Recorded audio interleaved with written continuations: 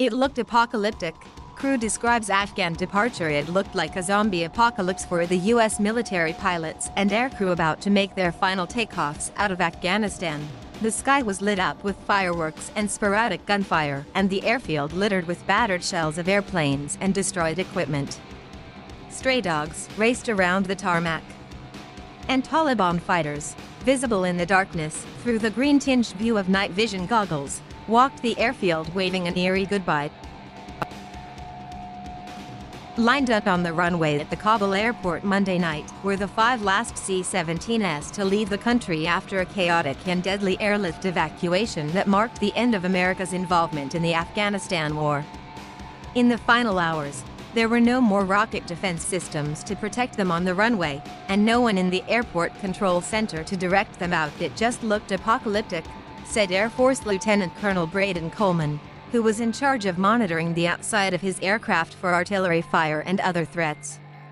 It looked like one of those zombie movies where all the airplanes had been destroyed. Their doors were open, the wheels were broken. There was a plane that was burned all the way. You could see the cockpit was there, and the whole rest of the plane looked like the skeleton of a fish. In interviews Wednesday with the Associated Press, members of the Air Force's 816th Expeditionary Airlift Squadron who flew out on the last military flights detailed their final fraught hours in what has been a dark, emotional, and divisive U.S. exit from a war that now leaves the country in the hands of the same Taliban enemy it once ousted from power. It was just definitely very tense, and we were definitely all on edge watching everything going on to make sure that we were ready, said Air Force Captain Kirby Vaden, pilot of Moose 81, who led the final formation of 5 aircraft out. Adding to the stress, she said, was that their planes were parked in an area of the airport that had been attacked and breached in the past. At one point during the night, a group of civilians got onto the airfield and tried to get to the aircraft, but they were stopped by Army troops securing the plane, said Vaden, who is the squadron's mission planning cell chief. Right behind her C-17 was Moose 92, where Coleman, the director of operations for the 816th Expeditionary Airlift Squadron, was going through his own checklists for takeoff. When he was told to taxi up a bit farther, he stepped out of the plane to help direct the crew where to go. I had my NVGs on, my night vision goggles, and I had a Raven behind me following me out, making sure that I was, safe, said Coleman, referring to a member of the specially trained security forces who protect Air Force aircraft. It was a bit tense, I'm not going to lie. But I guess you don't really think of it at the time. You just do what you're trained to do. For more than 3 hours, they methodically went through about 300 items on their checklists, packing up the last 4 Little Bird helicopters, and ensuring they had all their troops and equipment. From Scott Air Force Base in Illinois, General Jacqueline Van Ovost, commander of Air Mobility Command, watched on video screens as the aircraft lined up for takeoff. One screen showed a scroll of the MIRC chat stream, the online message application that the military uses to communicate. And she could hear the orders from Lieutenant Colonel Alex Pelbeth, a pilot who was serving as the mission commander for the final departure. One by one, each C-17 was told to clamshell, or close up the ramp. Then Pelbeth's final order, fledge the force.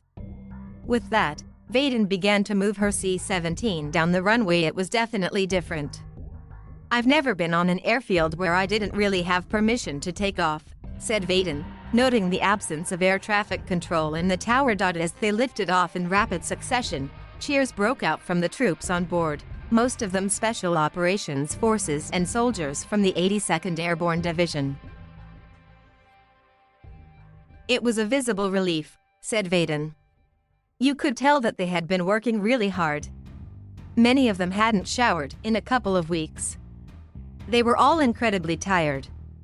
You could tell that they were just relieved to be out of there and that their mission was accomplished. As the last C-17 cleared Kabul airspace, Pelbeth delivered a welcome message, MAF safe, shorthand for saying that the mobility air forces were out of harm's way. Major General Chris Donahue, commander of the U.S. Army 82nd Airborne Division, had been the last soldier to walk up the ramp on the final C-17 to depart. He had been in charge of security for the evacuation mission. Soon after the aircraft were in the air, he sent his own message, "Job well done. Proud of you all." Crammed onto the floor of the aircraft, exhausted troops found places to sleep. Everyone was kind of sitting on top of each other, whatever we could do to have them get them on the aircraft and get them out, said Vaden. Within 30 minutes, she said, most on her plane were asleep. Coleman agreed. "I walked downstairs and they warned me not to go to the bathroom because there were too many people in front of the lab door," said Coleman.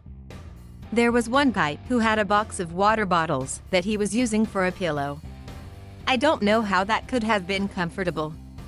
But, hey, he was fast asleep. Their flight to Kuwait was about 4 hours long. Coleman said his plane was lucky enough to have extra toilets. Vaden's had just one, but her crew passed out candy.